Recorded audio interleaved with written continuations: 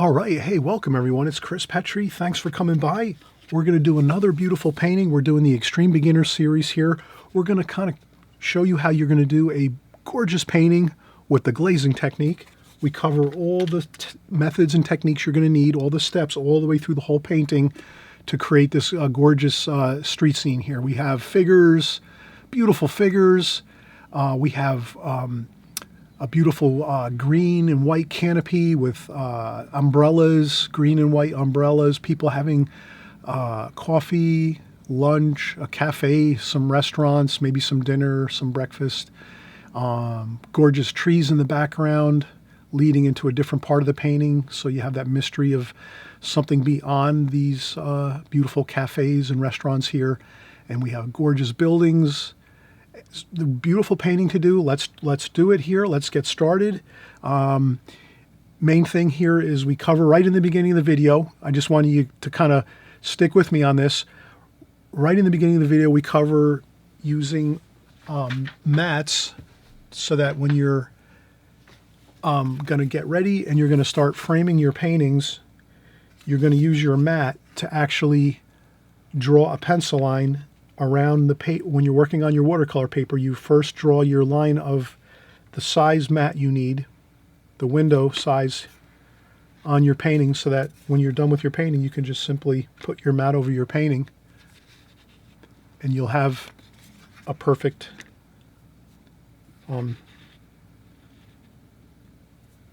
perfectly framed out painting. You can put a frame around it. You put your mat on first and you put your frame. So we cover that in detail here in the beginning for the first 10 minutes or so. If you're not interested in something like that, that's fine. You can just fast forward through that. But just wanted to say that we're going to cover a lot of things in this video, but most of all, we're covering this beautiful glazing technique painting. Gorgeous street scene here. Cafes, restaurants, figures, beautiful sunny day with the blue skies. We're painting into the light, so the light's coming from the background, shining towards us. Really fun painting to do, and we'll get started in just a second. All right. Hey, this is Chris Petri again. Hey, we just saw the finished painting, so we're just going to go through a few little tidbits of information before we actually go on and do our painting here. So you saw the finished painting, but the way we're going to go about this video is we're going to also put in some interesting information in the beginning here. Just some,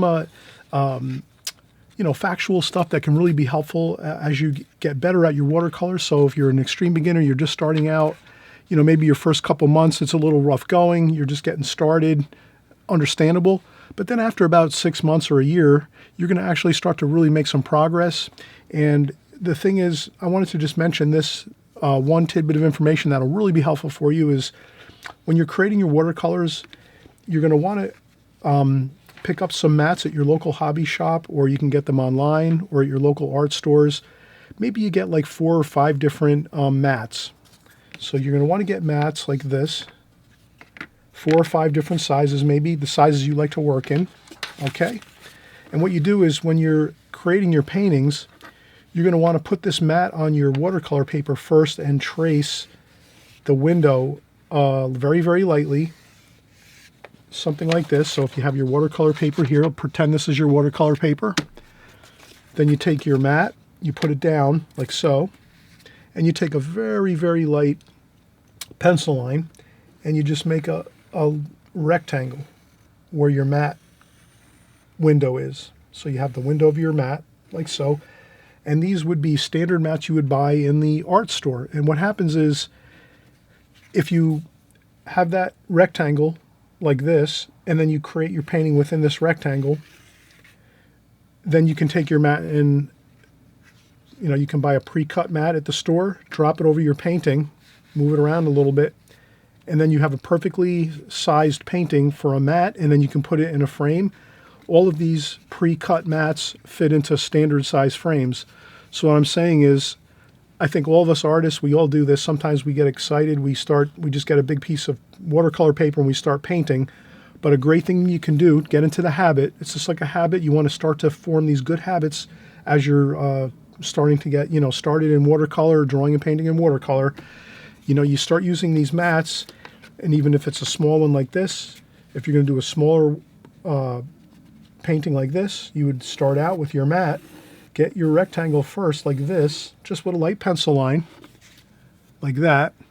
We could do it with maybe, you know, a marker, maybe a pen. Maybe I'll do it with a pen just so you can kind of see it a little better. So I'm going to try to find a pen over here. Maybe I'll find a darker pencil. Okay, let me get a pencil. So you would take your mat and do it very lightly. I'm doing it dark here so you can see what I'm describing. And this way, when you start to paint on your watercolor paper here, like so, you're going to make sure you draw your composition within this rectangle here. So this way, when you go and you can drop a mat on top of it and then put a frame on it, it's all ready to go. And then you can give it as a gift. You can put it up on your wall. Maybe there's a show in your local area. You're going to want to submit your painting to a local show. It'll all be ready to go for your matting and framing. Versus if you were just to draw and paint a painting, and then you go to put a mat on it, and you find that it's not fitting correctly, or you're losing a lot of good portions of your painting. That's how this can really alleviate all of that problem. So if you start out right in the beginning, if you're going to do a painting, right away, just drop a mat on it, whatever size painting you want to do. If you're going to do a larger painting, well, then maybe you're going to use a larger mat like this.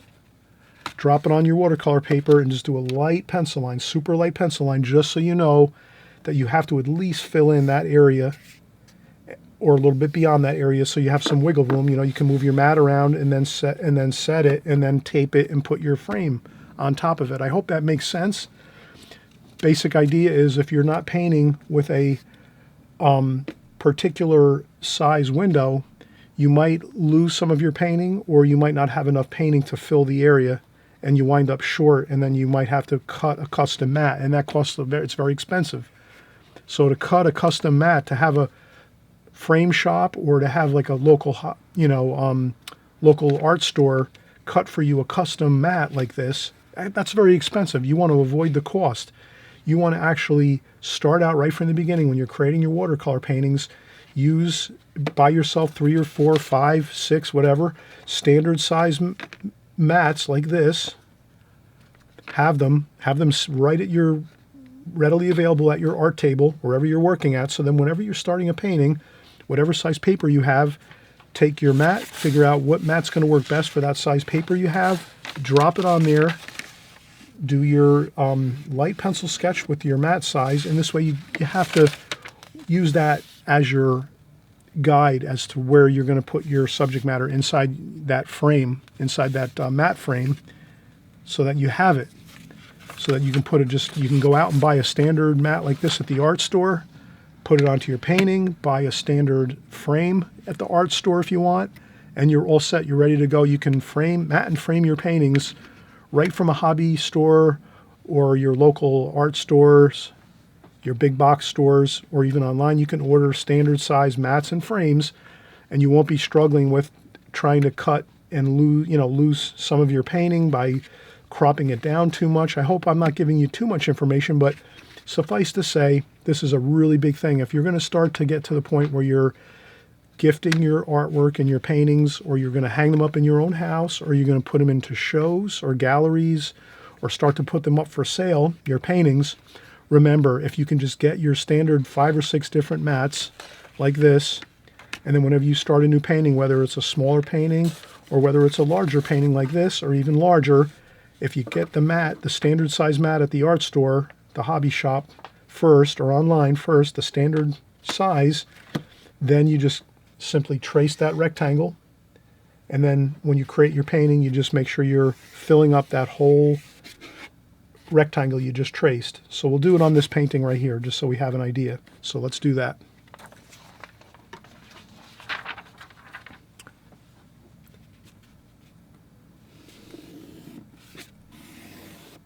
Now you wouldn't do it as dark as I'm doing, because I'm doing it dark so you can see it on this camera, on this video. I'm doing this tutorial for you so you can actually see what I'm doing here. But at home you wouldn't do it this dark with dark pencil. I'm using a dark B, 6B pencil.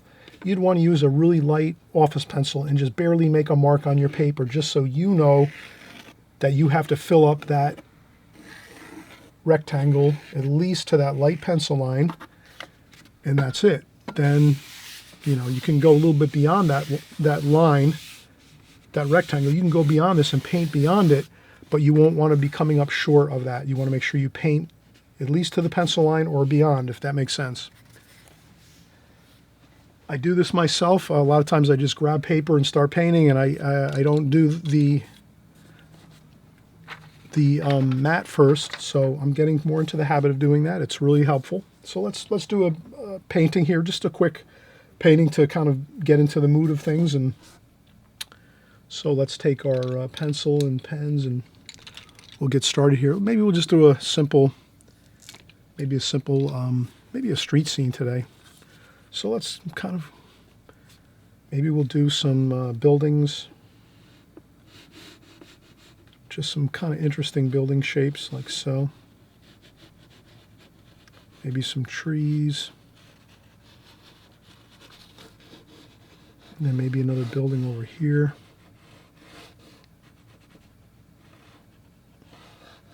So I'm just going to do some building shapes. Buildings, some trees, some more buildings over here. We'll do a street scene. And then over here, let's do some canopies maybe. So we have some canopies here. Like this. So maybe there's some really interesting shopping stores and things like that. People going here and there.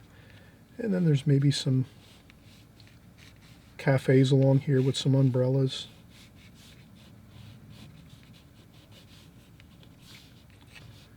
So we'll have some cafes over here along the street.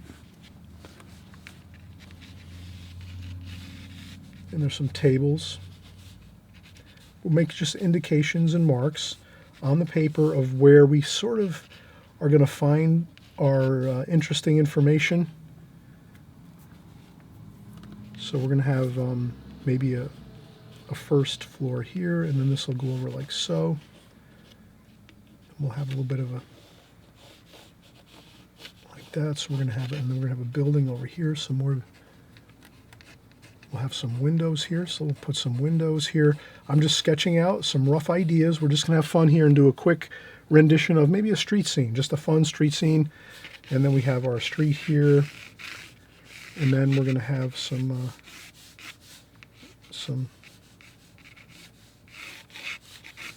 maybe we'll have some a crosswalk over here, like so. And then maybe we'll have some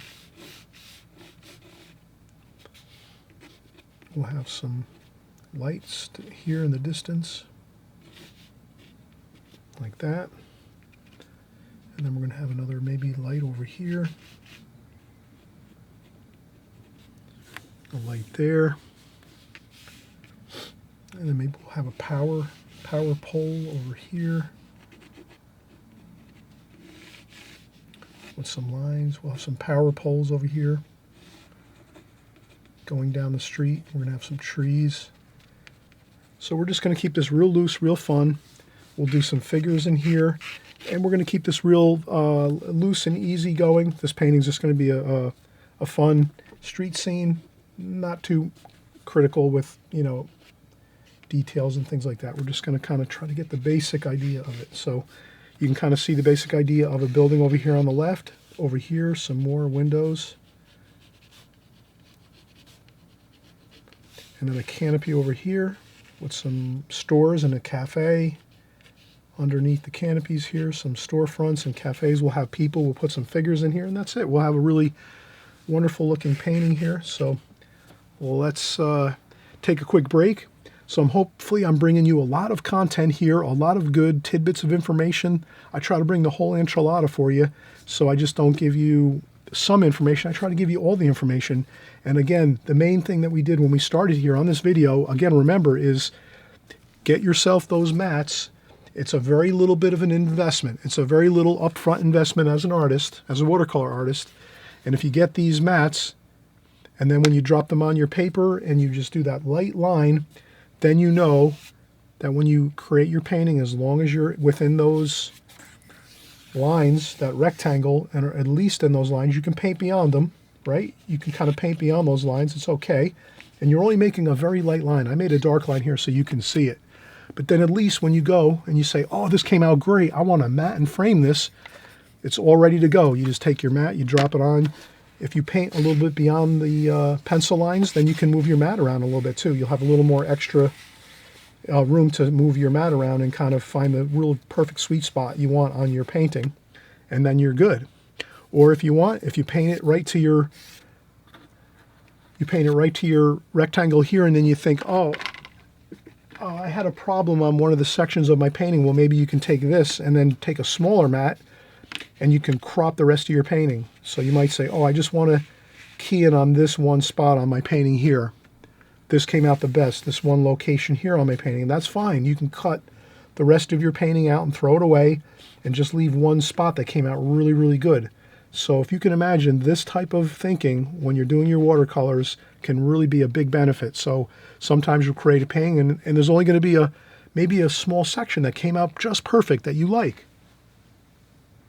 And if that's the case, then you just get a small mat like so, or, either, something this size or a little smaller, and you just mat and then trim around the rest of it and put this one in the frame, just this one section of the painting that came out just perfect. So you can always remember, you try to crop your paintings, much like a photographer. Photographers, a lot of times, they take pictures, they take a wide array of subject matter at one time, and then they might go in and they might say, this is the perfect spot of the photograph, and they take that photograph and they crop it and they cut the rest of it out, throw it away, and they leave that one section that looks just perfect the way they like it. So you're just kind of trying to think like you're a photographer. You're cropping things to kind of like highlight the best area of your painting if you have to. Maybe the whole painting turned out great and you don't have to worry about it. And you can use your full-size mat like so. That's your goal. Your goal is to have your whole painting turn out just right the way you like it. But if you had a problem on one side of your painting, no problem. You can also just crop it down, cut the rest of that painting away, leave it to the side, and then you just have yourself a smaller painting, but something that looks perfect within that mat size that you have. Okay, so this I learned many years ago, 10 years ago, I think I learned this sort of idea from someone else. I think I found it on my own, actually. I think I just found this out on my own, working along, doing my watercolors, but I wanted to pass that along to you because it's really a huge help if you want to start framing your paintings again, and putting them into frames, matting them, framing them, gifting them, putting them in shows, putting them up on your wall in your house, your kitchen, your living room, your bedrooms, whatever it is. Just a little more information, a little more flexibility you have as a watercolor artist to work with your art and, deal with some of the issues that do come up. Once in a while, you're going to create a large painting and half the painting or one side of that painting might not come out great. Well, that's okay. You can crop it down, make it smaller, make it like a portrait style painting versus a landscape style. So you're in control. You're the artist. Use these informational videos here that I'm doing to kind of inspire you to take some notes on it and make sure you kind of take action on it. And this way you'll be much happier as an artist. You'll have tools to use when you're navigating through your watercolor journey. Okay, so let me take a quick break and then we'll do just a quick glazing technique painting of a beautiful street scene here, and we'll see how it comes out, and we'll be right back. All right, we're getting started here. Let's get into the glazing technique here with our watercolor. We have our street scene roughed out here with some pencil. We used a 6B pencil to rough out our area of our buildings. A beautiful canopy here, some street areas here where there's some asphalt street, some cafes along here and stores with some umbrellas, and we have some lights along the street here, some communication and power poles and power lines. So we're just going to kind of get the whole feel of a street scene here doing the glazing technique, and we'll just kind of go through it really simply and straight, in a straightforward fashion. So on the extreme beginners, again, most of you are working with our standard Princeton Art and Brush Company synthetic brushes.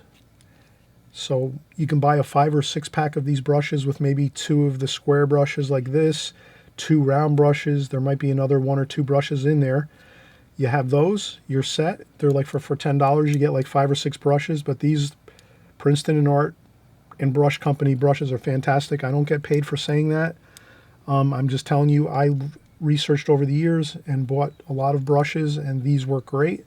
And then also too, Simmons, Simply Simmons number 6 round brush. I find this brush has lasted a long time. It's got a good point on it, and synthetic, so it's great for beginners. So if you're just starting out in watercolor, synthetic hair brushes are a little better because they don't fill up with as much water, which can cause you some problems in your paintings occasionally. So let's get started. Here's the palette. I already spritzed my palette with, this is the Prang Oval 16 palette, so I'm just going to wet the palette a little bit. We're going to leave some of these colors in here. We don't mind too much. A little bit of color here, like so. That's okay. We're going to mix new colors right on top of these. And again, we're going to have fun doing the glazing technique. So the first thing I'm going to do is just start wetting the sky with fresh, clean water. So let's get some water on the whole canvas here, the whole paper, just like this. Now you don't have to cover every bit of the paper with water. Just get some fresh, clean water throughout the whole painting, just so the water and color is going to flow across your paper nicely. Again, you don't have to cover every square inch of it. Just get some water a little bit here and there, everywhere, like this. It doesn't have to be everywhere. And I think that's pretty good. And then I'll add a little extra up top here on the sky area. So I'll add a little bit extra water just up here in the sky area, and we'll start to think about, okay, we'll let that be for a second. Let's mix up our colors. So let's go with our blue. We're going to go with the cerulean blue, maybe a little orange in there, just to make that a nice kind of blue with a little bit of, grayed down, just a little tiny bit with some orange. Okay, that's going to be our sky wash. Maybe a little more sky wash here, some French ultramarine blue, which I mixed into my palette. So there we have our cerulean blue here, a little bit of French ultramarine blue here, plenty of water, and then let's just start getting that on here.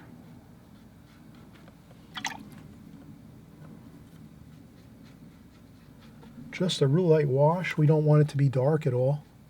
Just a light wash, and we'll put it right onto the buildings too. So you want to get that blue tint across your painting, like so. And you want to flow it right down into the buildings, like this. And just have fun. Just cover the whole area. That's what's fun about watercolor. You just get that water and paint on there and have a good time. And we're just doing basically a glazing, a base coat for our painting. So we have a good, nice color wash underneath the painting. And then we're going to go over with all our darks next. But that's next, so we're going to have to let this dry 100%. So you can think about either one, blow drying this wash off once you're done, like this here. This is pretty much finished. A little bit of that blue wash on everything. Or you can use a blow dryer, or you can let it dry naturally. If you let it dry naturally, it might take an hour or 2 or 3, depending. If you want to get it done and get it, start working again nice and quick, then you just start, do a blow dryer, a hair dryer, dry it off nice, quick, and then we'll get back in and do some more washes over the top. Our darker washes, our medium and dark washes on top of this. Okay, so this is the glazing technique. We get that light blue sky wash, and then we just bring it right on down through the buildings, the street, everywhere. Let it set. And again, either you blow dry this off and it takes 5 minutes or so, or if you let it dry a couple hours, 2-3 hours, it'll be really good and dry, and then you can go over the top with our next washes. So that's up to you. But I think I'm going to use the hair dryer next, and then we'll start up and do a second wash. Okay, so let's come right back now in just a few minutes. I'm going to use the dryer while I shut the camera off, and then when we come back, it'll already be dry, and we'll start doing our subsequent washes. Okay.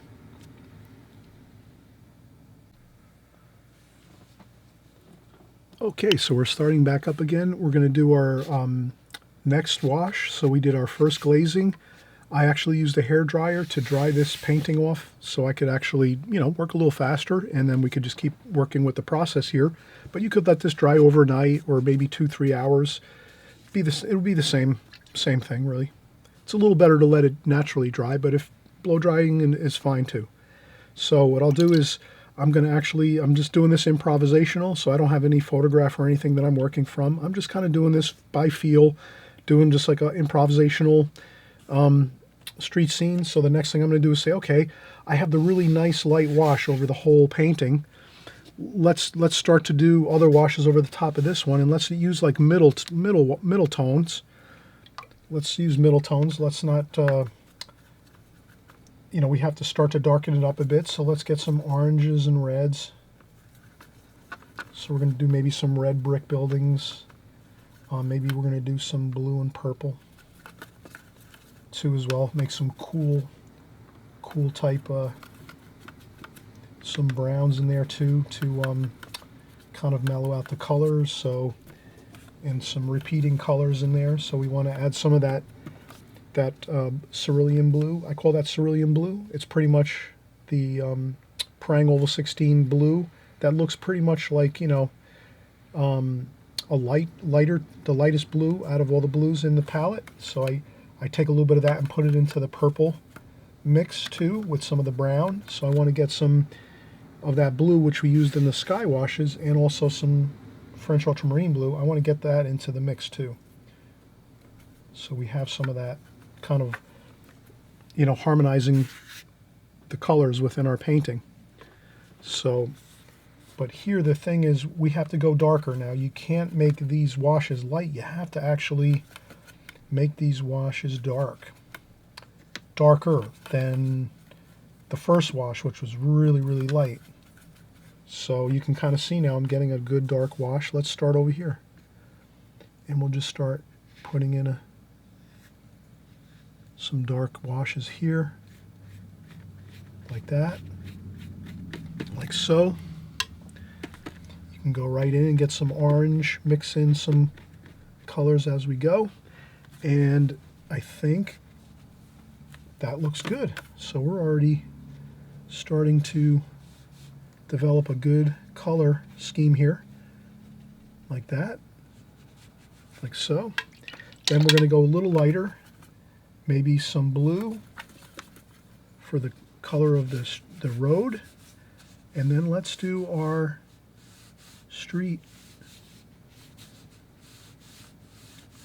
our crosswalk. So we'll do a crosswalk with the white lines there, and you can paint outside the lines there. And then we're just going to go right across with the street, like that, with the asphalt. And then add a little bit of warm to that too. We want to add some warm and cool. So I'm adding some of that red mix there, a little bit here and there. Okay, so we're using our middle washes right now. We're not doing the super dark ones yet. And the darkest darks are going to be up here.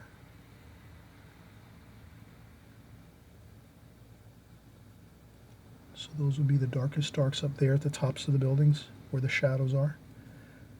Okay, and then let's get some greens in here. Greens for some trees, gold and orange. Let's get some gold and orange and greens and just start getting those in here. And that's going to be over here. And again, splashing technique. Trees, we want to splash for our trees. And that covers a lot of ground. If you can imagine, if you can splash to make some of the leaves on your trees, then you're all set. You don't have to sit there and try to painstakingly create leaves. You just do some splashing, and that gives you the effect of some leaves. So we're going to do some trees there along the back behind this building over here on this section. And you can even do a little bit of finger painting. You could do a little finger tapping with your fingers to kind of blend in here, a little bit here and there. Maybe a little bit of some other splashing there, just a little bit, kind of blend things through. There we go. And we're going to do some of the same thing here. Let's get some more darker medium tones, right? So we're doing medium tones here. We're not doing super, super dark right now. We're just going with the mediums. Can you kind of see that? And we're using the same colors in the palette. We already mixed everything up, so you shouldn't be chewing your, biting your nails and worrying about what colors to mix. We mixed the colors already first. Does that make sense? We did that first. If you have to rewind the video a little bit, just to remember to get your colors mixed first. Let's kind of mix a little bit of red through there. That'll tie everything all together through here. Okay. And there we go. And we'll put a little bit of green in there too. Why not? Add a little bit of green here and there.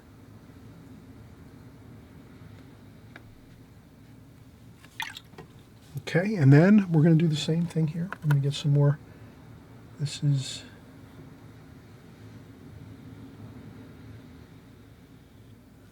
like that. You can let watercolor flow and mingle and mix along your painting.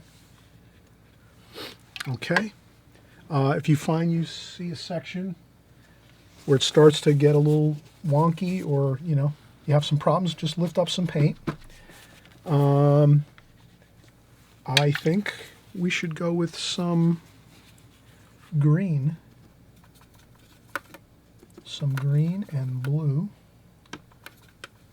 and let's do these green and blue. So we're going to do this, some green and blue awnings, like so. So we're going to start to do that, some stripes on our awnings here, like that.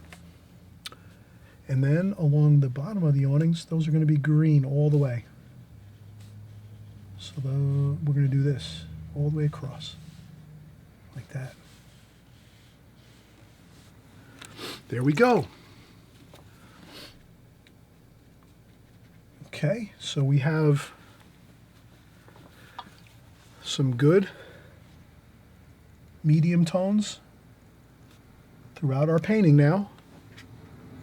And again, I'm going to add some of that green.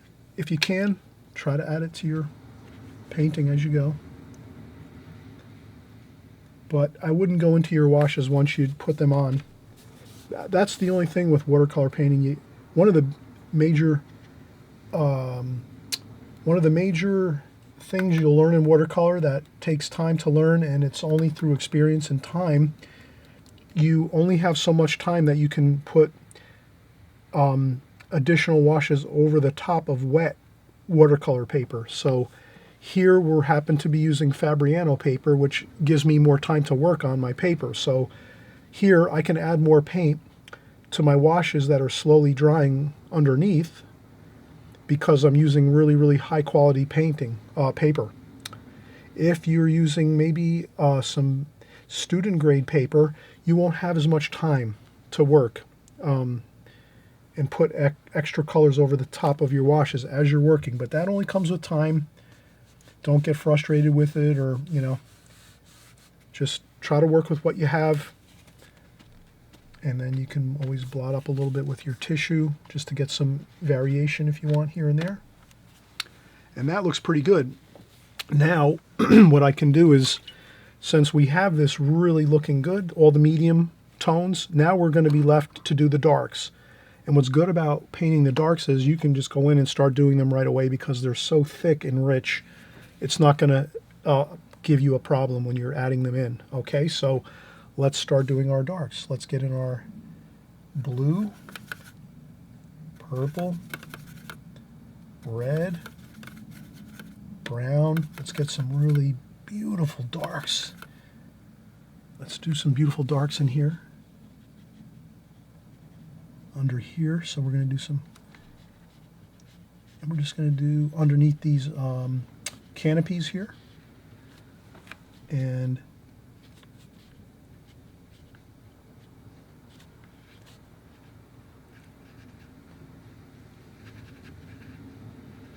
You can kind of see how I'm blending this all in. And let's keep working with these darks, but let's also get some oranges too. So let's kind of start mixing in some, we're going over the tops of the umbrellas with our super, super dark mixes here, which is 0 water, mostly straight paint. So always remember that, straight paint, almost 0 water at all, because you're just trying to get in the darks here. And there we have it. We're starting to get the umbrellas, underneath the umbrellas, like this. And then we can go in and get some more blue, like this. And then you can just kind of have fun, and you can kind of just get in any old thing. Pretend you're seeing some things, some figures. We'll put in some figures too next.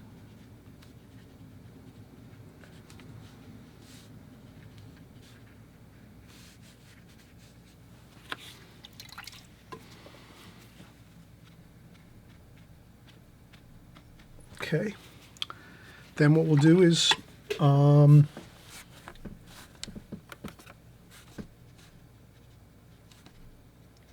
going to add a little bit of this Viridian green here. And the only thing is, when you add Viridian green like this, make sure you have to be careful with it, because it kind of, it's going to flow around a little bit, but I think it looks really good. Like that. Okay, that looks pretty good. And that gives us a little more color, and then we can start doing our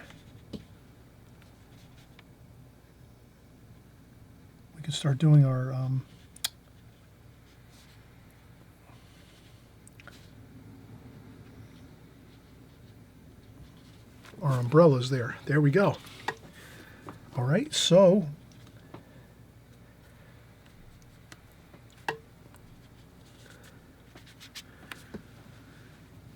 wow, we're looking good here. So the next thing, let's start. Okay, this is still damp. We're gonna have to let this dry. So at this point, please remember, try to let things dry as you're working. Please try to let things dry as you're working. And if you have a problem where you want to try to lift up some paint, take a paper towel, take a small piece of paper towel, maybe you cut a piece of paper towel, like a square piece like this, fold it up into a square, and fold it really good and crease it, make it tight, and then you can actually, you can make some corrections. If paint starts to bleed into other areas like it did on us there, no problem. Just like that. You can kind of repair some sections like that. You can lift up a couple areas here too, like that.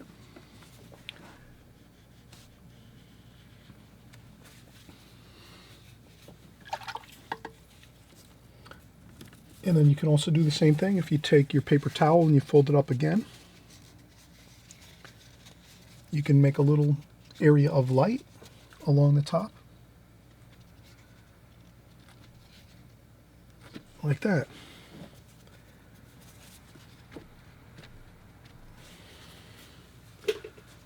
And I think that looks better. Now we have that light across the top of the canopy, and then it's a little darker on the bottom portion of the canopy that kind of hangs straight down, like that ribbon at the bottom of the canopy.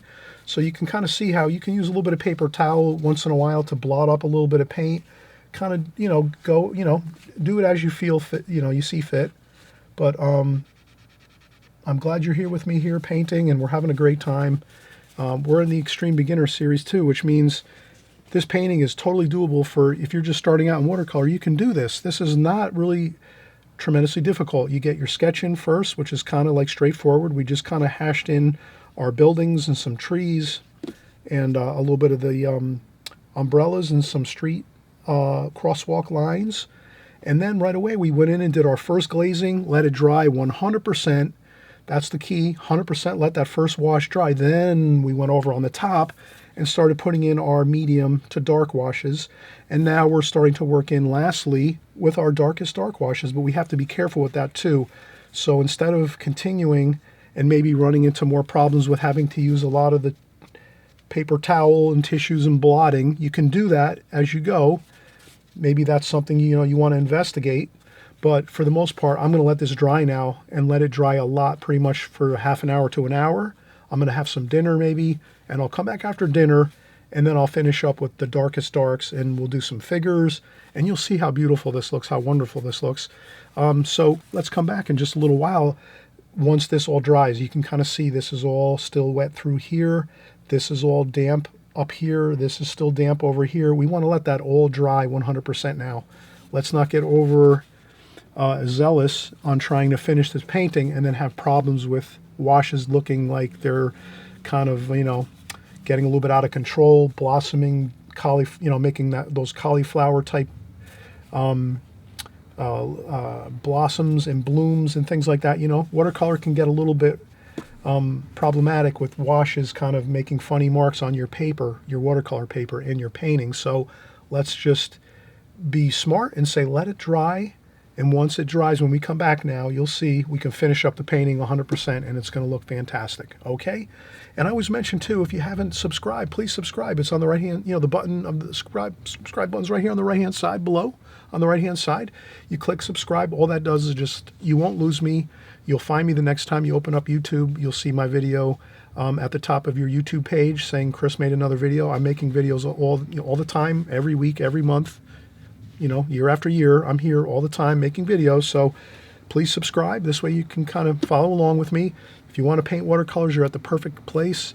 We cover all the methods and techniques of watercolor right here on my channel. We cover drawing, which is the foundation of your watercolor painting, be able to render a good, solid pencil drawing. And then once you're completed with that, then you're going in and you're using either the glazing technique or the alla prima technique. I cover both all the time on my channel, so as long as you're watching week after week and following here all the time, you'll learn both of those techniques and you'll be able to use them interchangeably as you go. This one, we're doing the glazing technique on this painting, and you're already seeing how good it looks like that, all the colors blending together. And we'll finish up, and you'll see how those darkest darks and a few maybe highlights here and there we might do at the very, very end will kind of just complete the painting, make it look absolutely fantastic. So we'll be right back. All right, we're getting back to our painting now. We've let this dry 99%. Everything is 99% dry now on our second glazing, our second wash. So we did our first light wash, we did our second glazing, which was mostly middle tones, getting toward the darker tonal values. And then we did some darks. We started with some darks here, but we noticed that we needed to kind of let this dry a little more before we keep working. And that's the key. Knowing when to let the painting dry so you can go back in again and start working where you're not going to have too much of a problem with losing control of your washes. So we're now at a great spot. We're going to finish up the painting. So we have a couple square brushes here. So I'd like to use those for the windows here and there. So let's use those for windows. Maybe over here too we'll have a few windows. And we might have to mix up a little bit of Chinese white to get some windows. I think we'll use we'll use darks over here for windows, but we'll work it out as we go. So I'll start to work now with these two brushes, the two Princeton Art and Brush Company synthetic square brushes. And I'll start out with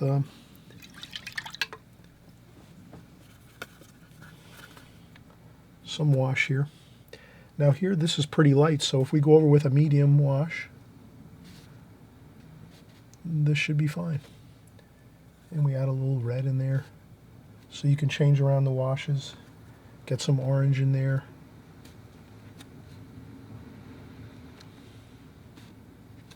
Like this, so we're going to get some, maybe some darker darks, French ultramarine blue, darker brown there. Maybe we can add a little dark up there on top.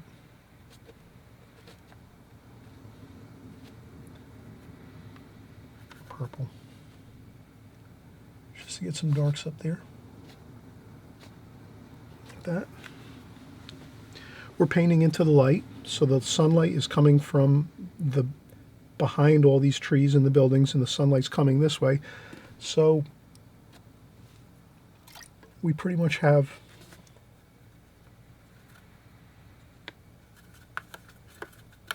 a pretty easy time.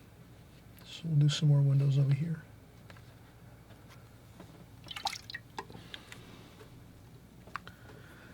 And these are real simple when you put the windows in.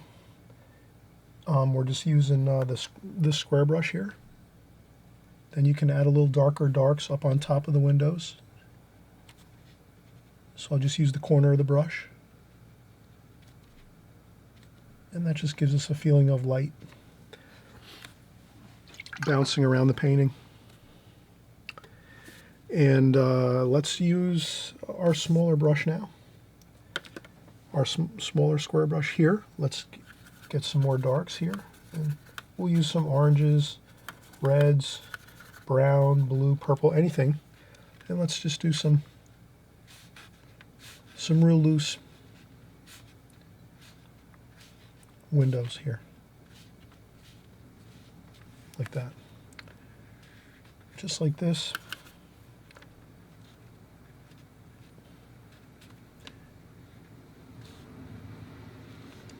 And again, we're going to do these loosely like this, just like that, suggestive like this.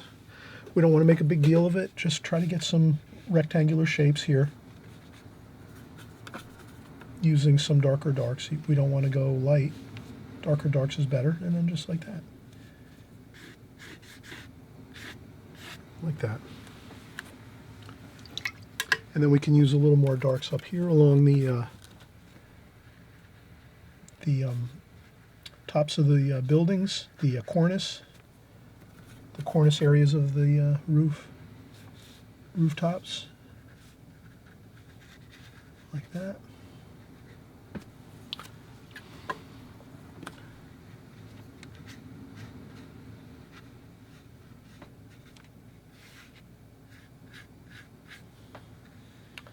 Then I might make a little bit of a line here where this one building starts and another one ends, just to give a little bit of a, like a, you know, a break in the action there between the two buildings.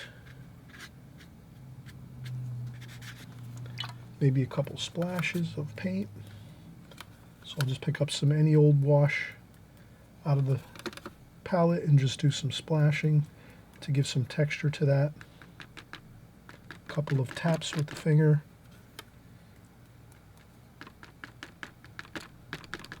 Just like that.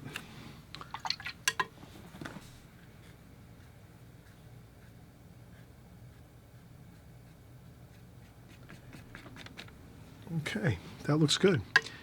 And we'll make a little bit of a street, feeling of the levelness of the street here across this way. So I'm just going to try to get that level line going across here, all the way across like this. Just a little bit over here. Not overstate it, but you know, want to make sure we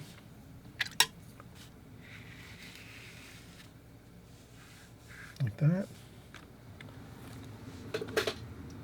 We could interrupt that line a little bit with a little bit of blotting, just like that.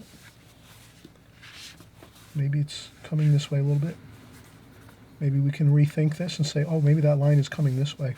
Looks better that way. Like that. So instead of going straight across, I'm making this line over here angle this way a little bit. Can you see that? That's all. Just to have a little more angular lines so that we feel like the street's going on an angle this way. And this street here is going so across this way. All right, you can kind of see we have a lot done so far. Looks really good. We're going to have a little shadow under here.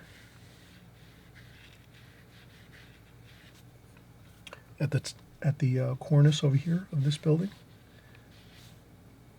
And there's some more shadowing up here too. So let's get in some shadowing just to, like that maybe. Maybe this one here we can just lighten up. That's probably going to get covered with the matte. But we continue to work on some details now. I would say the next thing we can do would be let's start getting some figures in here. Let's do maybe like maybe a male figure, like a guy in a suit or something. He's walking across the street here. One thing for sure is we're going to want to keep all of our the heads of our figures all the same level. So let's say we're going to keep the heads of all of our figures. We're going to make maybe 5 or 6 figures here. Let's make the heads of our figures about right underneath the umbrella height. So the umbrellas here along this street scene, we're going to make the heads just a little bit below those. And that would kind of give us a good feel for the figures being the proper height where you can walk under the umbrella and maybe sit down and have a drink or a coffee, you know, at a cafe, have some lunch, some dinner, some breakfast, you know, whatever. But we're going to want to have that feel of proper proportions for the figures. And the great way to do that is just make sure our heads are all the same height. So the heads are going to start out here. Let's maybe start out with one, just so we get a start here and say, okay, let's orange and red for the face. So we'll do some heads first with maybe a face, and we'll dry off our brush a little bit. We're going to get some red and orange, maybe a little yellow. Dry off the brush a little bit, and then we'll just make a small dot here. That'll be our first head. Maybe another one here, like that. So there we go. We're going to start out there with a few figures. Let's make their clothing straight paint, no water. Brown, French ultramarine blue, purple, maybe a little bit of red, purple, okay. Maybe a touch of black. And then we're going to do that. We're going to make some, I'll dry off, or, you know, I'll take some of that paint off the brush with a tissue so we don't have too much on the brush, too much paint. And there we go. And then we're going to do a couple figures.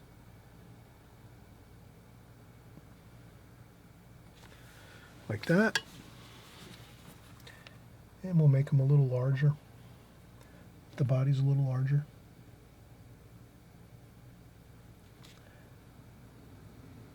Like that. Okay, so we have a couple figures there. And then maybe let's make some blue. Maybe we'll have some blue for the next figure here. This figure here is going to be a little bit larger.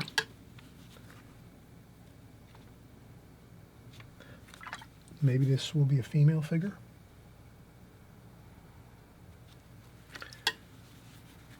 And then we'll do the red just for the heads. We're going to keep it real simple.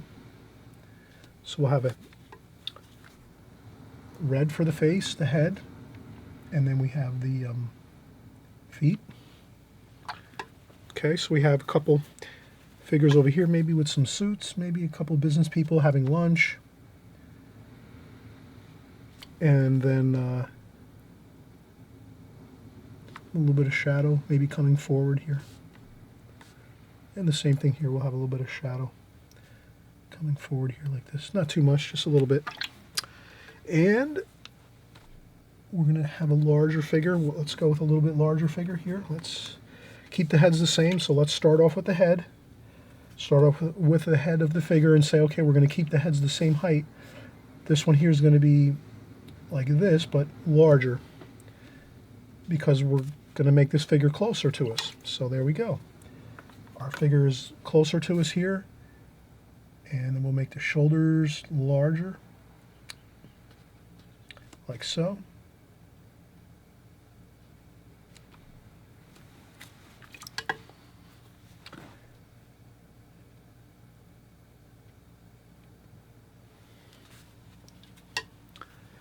And maybe this figure has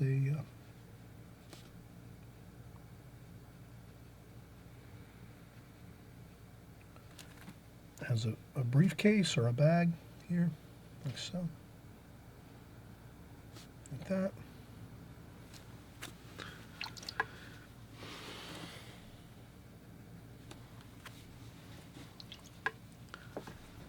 Okay. And then I'll put a little dark in the center of this female figure with the dress. Just a little bit of dark on the center so that the dress looks kind of like it's lit from the light. Like so.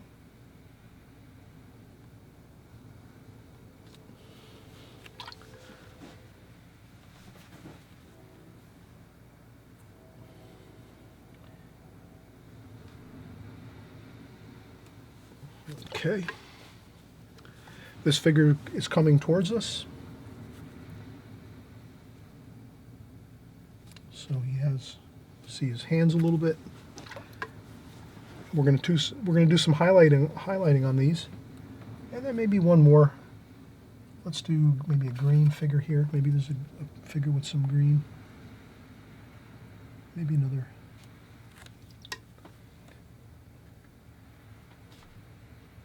Maybe orange and green.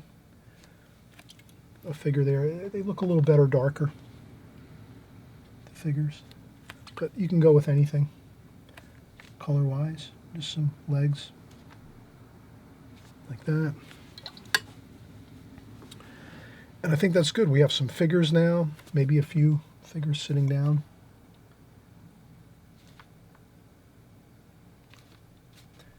So we'll have some figures sitting down at the tables over here, and really just suggestive, very lightly over here. So we have some light and some tables. And you could just put a couple, maybe some feeling of some tables and some chairs. Literally just little dots and dashes and bits of things like that, just to, and a little bit of shadowing too. So these have shadows coming forward a little bit. And I think that looks fine. Now, let's take a break. We've done quite a bit of some detail here. So when you're doing details, I would have to say it's, it's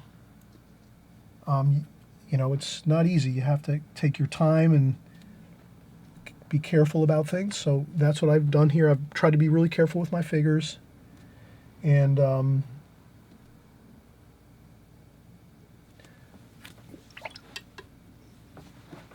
what I'll do is next, I will, maybe I will make this figure, yeah, this figure is going towards us,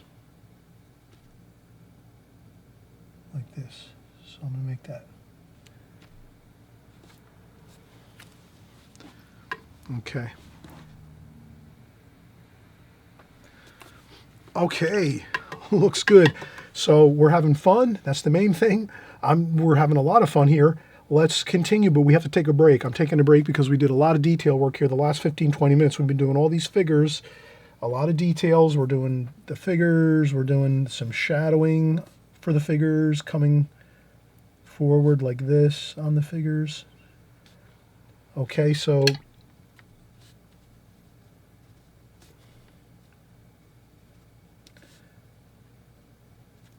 this way we're careful.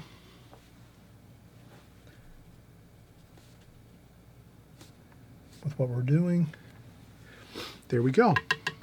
Okay, now let this dry for about 15, 20 minutes, come back, and what we'll do is we'll do the lights, some power lines, maybe a few details along the rooftops, and I think we'll have it wrapped up at this point. So it's really getting there. We just have to do a few more details with some of the lights. Maybe we'll do maybe a couple signs, street signs over here along this area here.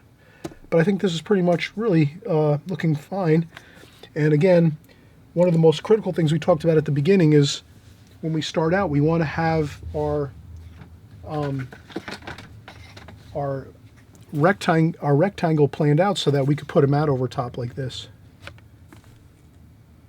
See how great that looks? So you're ready to frame. If you paint a painting like this and you have your pencil line on your paper like we just did here, you can drop your mat over it, perfect, and then you put a frame around it and you're all set. If a section doesn't come out that great, well then you can always make it a smaller painting like this and do that. So it's up to you. You're the artist. I'm hoping you'll utilize this method of starting out with your mat first to get your size of your frame and your mat size, and then you'll be good to go. Okay, we'll be right back and we'll finish up the details here, okay? Okay, let's come back in a second. All right, it's been a marathon here. It's been a journey, but we're actually going to continue on here and finish up the details on this painting, and I think you can kind of see everything is pretty smooth going through here. Everything is kind of all nicely woven together, like, you know, harmonized together. The colors, the washes. We have some beautiful light in the sky. We have beautiful middle and dark tonal values throughout the rest of the painting. So let's continue. Let's just actually get the details in, the final bits of details that we need to get this a completed painting. So the thing I think we'll do first is we'll use a needlepoint brush here, and we'll use some brown, some black, some brown, some French ultramarine blue. Let's make this thick paint. Thick paint. Not much, no water, basically just straight paint. And then we're going to start doing some light posts here. Let's do some light posts. So I'm going to go over here, keep my hand resting on the paper, and then just sort of go down like this, like that, and then do a nice swoop like that, and a little light fixture there on top. Then let's do the communication pole here. We'll come right down straight. We'll add maybe some white paint. We'll do some lights, some light paints too for highlights. So now we're going to do some fine details here. Okay, then we're going to take some more same colors here, just to mix the brown, touch of black, French ultramarine blue, a little bit of red, cadmium red. If you have to, you can take a little bit of the paint off the brush so you don't have too much on there, and then you can do some of the wires, the communication wires and power wires like that. Just a few here and there, maybe a couple over here, like that. Just a few indications. Maybe another power pole over here, like this, over here.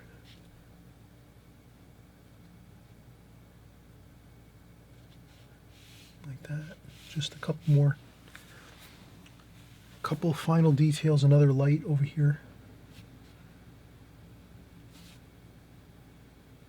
Like that. Another light post there. So we're just doing some final details here. And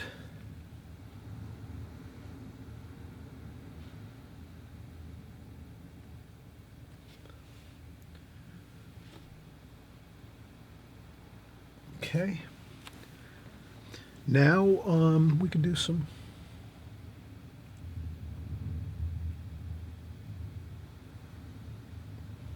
couple of wires over there, and let's do some maybe some details along this parapet up here, parapet wall. Just some interesting things here. Maybe just a couple indications of some things going on. Kind of makes it look interesting to have some breaks in the this straight line of the cornice of the building. So if you can just add a few little lines and things, you know, a couple little dots, dashes, things like that along this building line here, you're going to have a little more interesting details there. And what else can we do here? Maybe a little detail along the underside of this here. Just a quick breeze across the page here, like so. And what else can we do here? That looks pretty good. Maybe a couple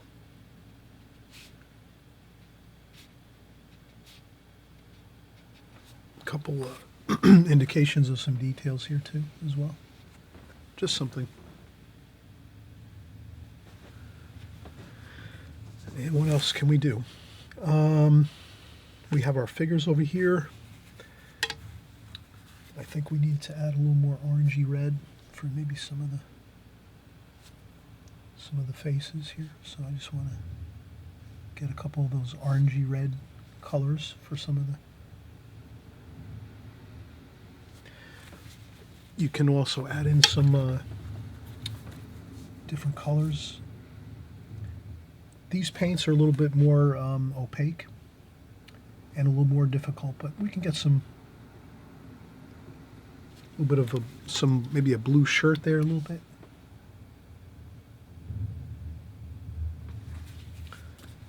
And if it doesn't look good, you can blot it up, no big deal. All right, so we have some really good details. Let's mix up a little bit of titanium white. The key here now is, if you're going to mix up a little bit of titanium white, take a paper towel, clean out a spot on your palette so there's no other paint. You want to clean out a nice clean spot on your palette like so. Then you put on some titanium white like that. Okay, and then you add a touch of orange and yellow over here on the side, like so. You want to make this a little bit warm. You want to make a yellow ochre kind of titanium white. You don't want to have it straight white. You want to mix in a little bit of that golden color. That makes it like a warm light color. Like that. That makes a huge difference. Then you take it, you get some white on your needlepoint brush. You take off a touch of the paint on a tissue just so you don't have too much on there. And then we're going to do some highlights on these figures. And this you'll see really, oh, it just makes it look great. Look at that. Does that not look fantastic? And we'll do the same thing here. Some highlights on the heads here and the shoulders. And that just creates that beautiful light in the picture of the figures. The sunlight catching the tops of their heads and their shoulders just makes it all the difference in the world between a kind of a good painting to like a greater painting. So let's remember these little details at the end here, because it's really, you want to capture these type of details that'll really make it, you know, much better, your painting. Now we'll take this same white and we'll use some of the blue and kind of like the grayish mixture over here. So now we're just going to mix like just a little bit of a lighter tone, but not necessarily that bright white that we use there. We dry off a little bit here, and then we could do a little bit of things on the windows here, some sashes on the windows, so that you just quickly, you get those in, quick like that. And you can kind of, you know, just kind of take a few and just something there, a little bit, something there to make it look a little more exciting. And then here I might clean up this edge here with a little bit of that white, like this, and make that awning a little better, right? That looks better. And then if I need to, I also come over here like that. You can also fix up your awnings. If your awnings kind of you lost control of some washes over here, you could take that white and just touch up a few spots. And then you can also add some writing over here. So I think we'll do some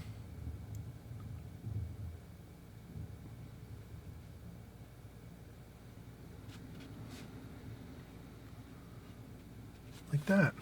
And maybe a little more writing over here too.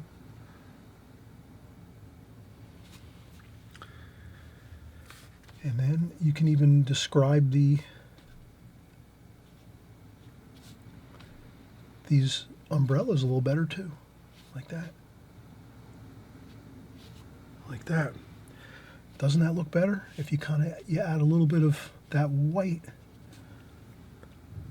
makes it look a little better, more realistic with the umbrellas on the cafes and storefronts here, restaurant. You can even do a little more over here and just do a little.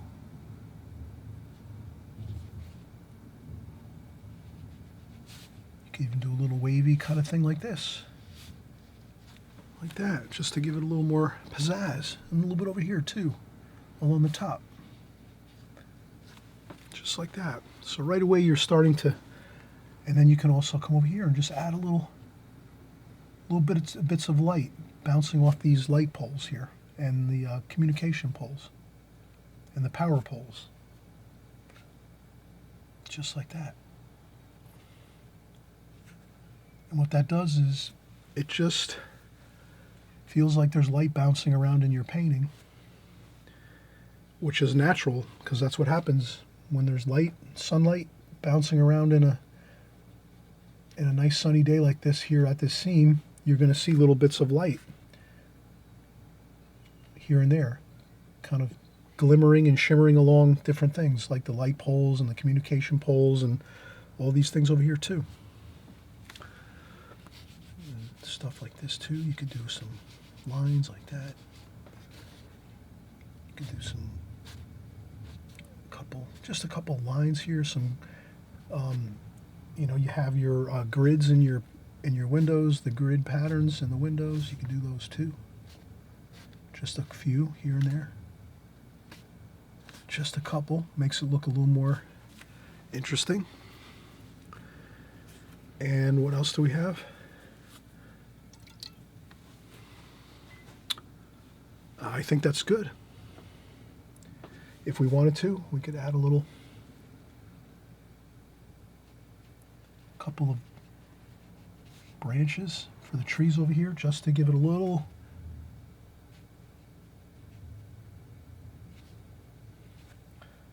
just to give that a little detail.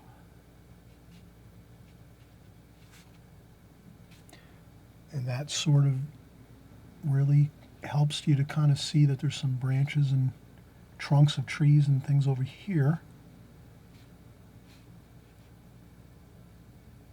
Like that. That kind of helps a little bit.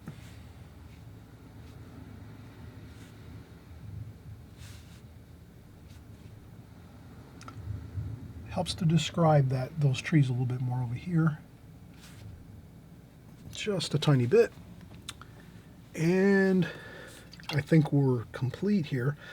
The only thing I thought I could do is maybe add a little bit of a darker wash on this roadway here, on the sort of to match this here. See how this is a little darker than this? I think we need to add a darker wash here, so that is not a problem. We can just take these original washes that we created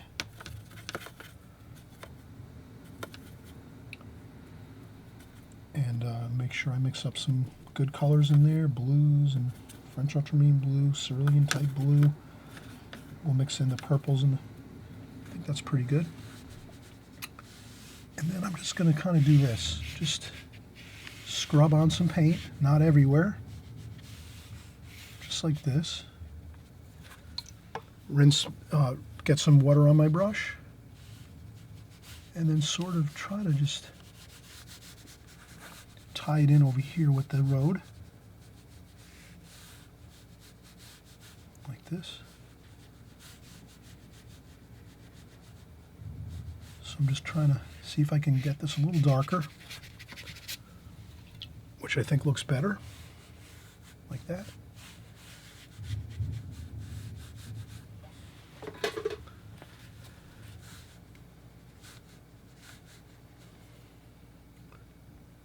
And then a splash on a little bit of water, maybe a little bit of green.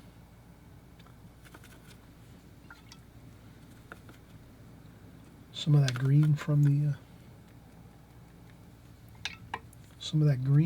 the awnings. So if we can mix a little bit of that green color, that really rings true here because you have those green awnings.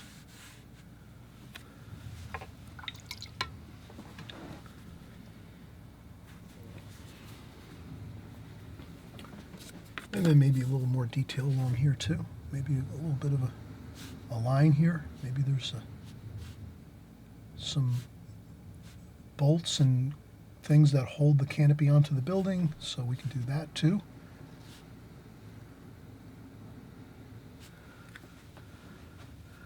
So as you can see, we just try to work details until we say, I think it's good.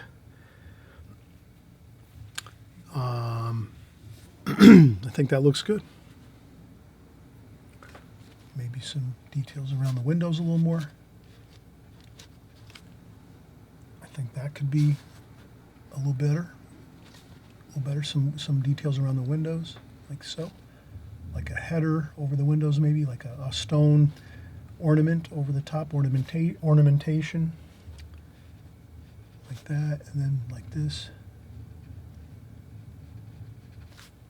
Maybe a sill under there, like so. Just little indications of these things will really make everything look a little better. And then maybe a little darker shadowing under those sills there, like that. And then the same thing over here, some darker sills under there, like so. Maybe a couple of, just some indications of some ornamentation again on the, maybe a little splashing, just to give it some texture. You can just tap on your splashes just to give some texture to everything. But I think we've definitely, that's it. That's about all the details we really want to do. Maybe we could do a couple of seagulls. So we just use some of the kind of a medium color. We don't want to go too dark and make it too, but we could do a couple seagulls here. So we just want to, a couple here and there. And we just try to make them all different ways. We don't want to have them all symmetrical. We want to try to keep them like this. Maybe one like this here.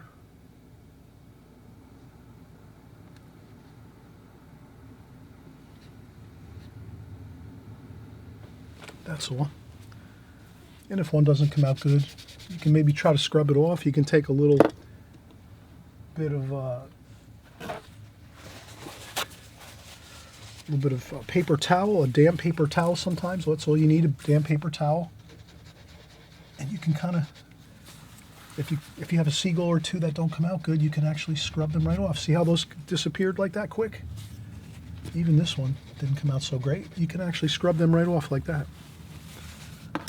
And then we'll do maybe one more here. There we go.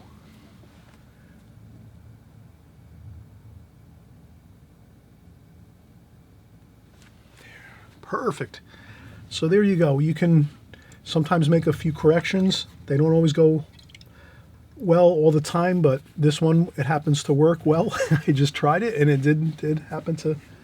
I think this paint is very forgiving. Your Oval 16 paint sets, when you're working with these type of paints, they're a little more forgiving. They don't seep down into the paper as much, I don't think. I've kind of noticed that about these paints. So as an extreme beginner, when you're doing paintings like this, you actually have a little more flexibility with making some corrections and things like that. So you can kind of see how I just dampened up a piece of paper towel and I can just lift up details like that. I could have probably taken out any of these type light posts or power lines or whatever with some damp paper. If I didn't do a great job of it, I could have blotted those out quick, scrubbed them off, and then let that dry, the paper dry 100%, and then come back in and do it again if I had to.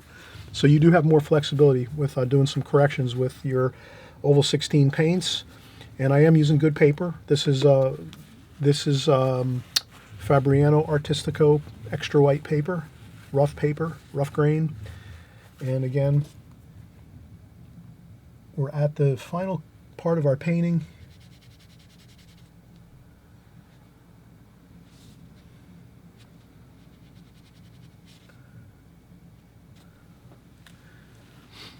And we did all of our details. So we're pretty much, this is 100% good. And then what we'll do is we'll come back again within the next couple of weeks or so, and we'll do another painting similar to this, a glazing technique painting. Maybe we'll do it like a landscape or maybe a seascape or something like that, but we're going to continue to do these techniques over and over and over again so you get the feel for them and you're able to be really comfortable with them. So this is the glazing technique from, you know, the whole kit and caboodle from start to finish. If you want to do this painting, do it 2 or 3 different times. Keep watching it over and over again. If you do this same painting 2 or 3 times, you'll have much more mastery over doing this technique, especially if you're doing the same painting, because it'll be easier and you won't be as much having a difficult time maybe with all of the different changes that happen throughout the whole painting. But I'm sure you're going to do a good job. You're the artist. You're doing well. I'm sure you're all doing a fantastic job here, painting along, learning the glazing technique, learning how to just get those washes on, let them dry, get the next layering of washes on, let that dry, and then finally the last time we're kind of working here, we're just doing those final details, and you can kind of see how we did that too as well. So until we meet again, I thank you so much for coming by and painting along with me and all of us here. And again, the subscribe button here on the right hand side is just if you want to stay in touch with us and keep painting along with us here on this channel. It might be your first time here, and I just want to say thank you for coming by if it's your first time, and welcome. And feel free, if you click that subscribe button, you'll just make you know, YouTube will just make sure that you're always seeing my newest and latest videos in your YouTube channel. When you open up your YouTube channel, you'll see my videos and the newest ones that I've been creating, so you can jump right in with us and work with us. Okay, all right, so we'll see you on the next painting, and happy painting, everybody.